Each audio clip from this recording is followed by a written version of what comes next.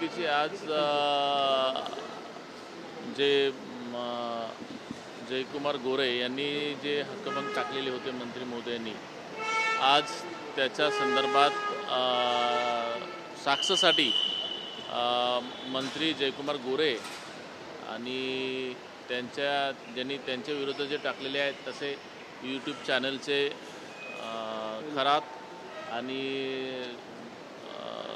आपले रोहित पवार यांना आणि प्लस 4 लोकांचे सुद्धा आज पहिल्यांदा जे आमदारांनी टाकलेले आहेत तसे यांच्या 4 आमदारांचे सुद्धा आज साक्ष आहेत. तसे एकूण हक्कभंग समितीचं कामकाज आज मोठ्या प्रमाणात आहे.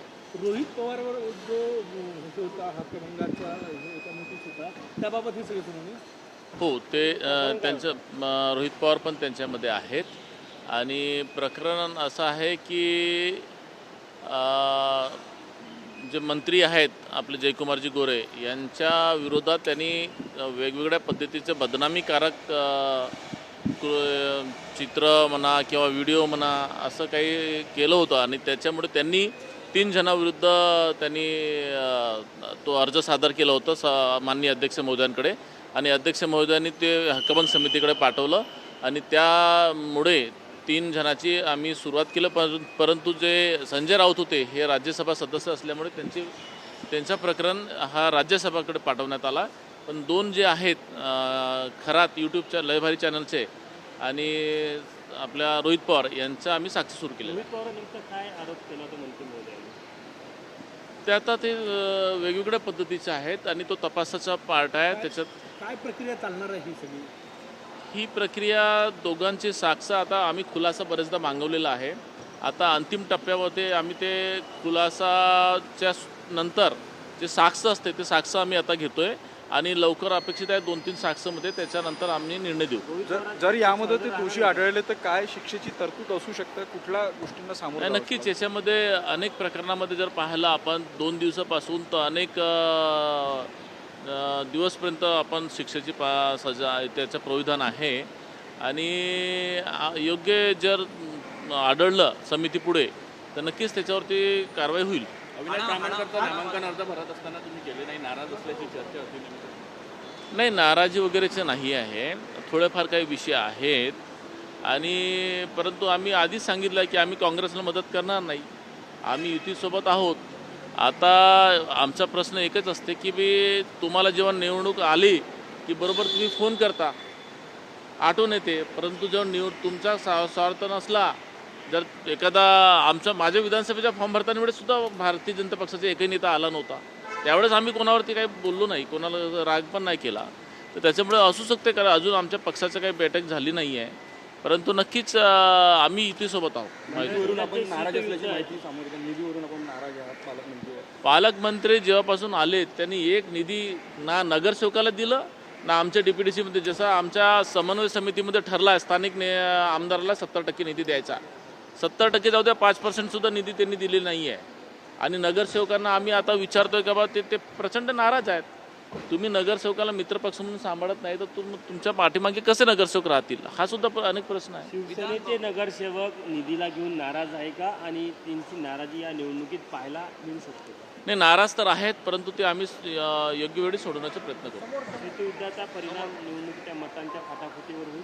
नाही, अजिबात होणार नाही असं मला वाटत नाही. विधान भवनामध्ये हाणामारी झाली होती, हे प्रकरण कुठपर्यंत आलं? हक्कभंग समितीपुढं त्या प्रकरणात कोण दोषी आढळलं? परिसरामध्ये जे हाणामारी झाली त्याच्यामध्ये 2 जणाला आम्ही शिक्षा दिलेली आहे. एक मला वाटतं देशमुख आणि एक दुसरं कोणतरी, हे 2 जणांची शिक्षा, तो आता प्रकरण संपलेलं आहे. आपल्या सोबत आहे आमदार नरेंद्र बोंडेकरजी. भंडारा जिल्ह्यात निधीवरून काही नाराजी आहे नगरसेवकांची, काय विषय?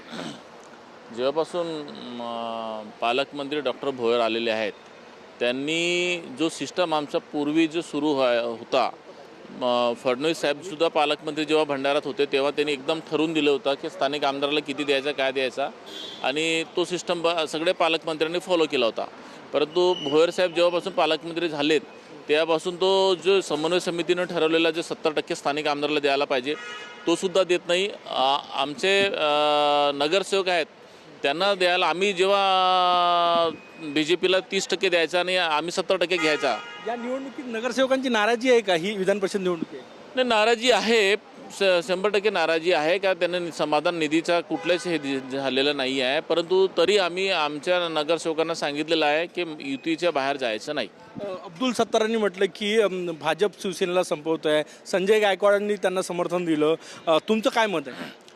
नाही, त्यांनी जे म्हटलं ते काही वाईट म्हटलं असं नाही आहे, कारण त्यांनी आपल्या भावना सांगितल्या. आता भंडाऱ्यात सुद्धा बघा, मित्रपक्ष आहोत ना आपण. मित्रपक्षामध्ये आम्ही सगळे इलेक्शन लढतो. एखादी निवडणूक समजा स्वतंत्र लढलं, याचा अर्थ तुम्ही आमच्या व्यक्तिगत याच्यावरती येणार का? तुम्ही बघा ह्या नगरपरिषदेच्या निवडणुकीमध्ये जे डॉक्टर परिणय फुके जे आहेत, त्यांनी कोणत्या लेवलला जाऊन त्यांनी बोललेले आहेत. मी पण 3दा-4दा इलेक्शन लढलो, 3दा निवडून आलो आहे. जनतेमध्ये राहिलो आम्ही आणि दरवेळेस आम्ही भारतीय जनता पक्षाला, मला एक सांगा, 22मध्ये आम्ही उठाव का केला? आम्हाला वाटलं ना भारतीय जनता पक्ष आमचा मित्रपक्ष आहे, मोठा भाऊ आहे, तो सत्तेमध्ये आला पाहिजे, काँग्रेसपेक्षा आमचा भारतीय जनता पक्ष आमच्यासोबत राहिला पाहिजे. परंतु भारतीय जनता पक्षाचे नेते जर आमच्यावरती असे अपशब्द बोलत असतील आणि भारतीय जनता पक्षाचे मुखिया जर त्यांना आवडत नसतील तर नाराजी तर असणारच ना. आणि ते अब्दुल सत्तार आणि गायकवाडनी बोललं तर काय, जे फॅक्ट आहे ते समन्वय समिती बनायला पाहिजे आणि त्यांनी आवरायला पाहिजे अशा लोकांना. सगळीकडे धुसफूस आहे अशी की का तुमचाच फक्त प्रश्न आहे? नाही, सगळीचकडे आहे. आणि आमचा प्रश्न एकच आहे की जेव्हा आपण मित्रपक्ष आहो ना, एक दुसऱ्यासोबत आपण बरोबर राहायला पाहिजे, एवढंच विषय आहे. निधीचा एक वेळेस सोडून देऊ, पण एकामेकाचा सन्मान तर राखा, एकामेकाचा सन्मानजनक तर बोला. तुम्ही निवडणूक आली की 10 फोन करता, पण जेव्हा निवडणूक नसते, वेगळी निवडणूक जरी असले तरी आपण मर्यादा तर पाळायला पाहिजे ना. वेगळी निवडणूक लढल्या म्हणून परिणय फुके यांनी तुमच्यावर टीका केली असेल, कारण की त्या निवडणुका सगळ्या वेगळ्या लढल्या. पण आता तर महायुतीचे नेते म्हणून तुम्ही एकत्र आहात ना साहेब. नुसतं निवडणुकीचंच नाही आहे, परिणय फुकेजी हे प्रत्येक वेळेस माझ्या विधानसभेमध्ये हस्तक्षेप करत असतात. काय संबंध आहे त्यांचा? माझ्या मतदार, मी सत्यातला आहे ना, तर माझ्या मतदारसंघात मला स्वतंत्र मिळायला पाहिजे. ते हस्तक्षेप करतात. धन्यवाद. कॅमेरामॅन सचिन सायांचं, गजानन नुमाटे, Q9 मराठी, नागपूर.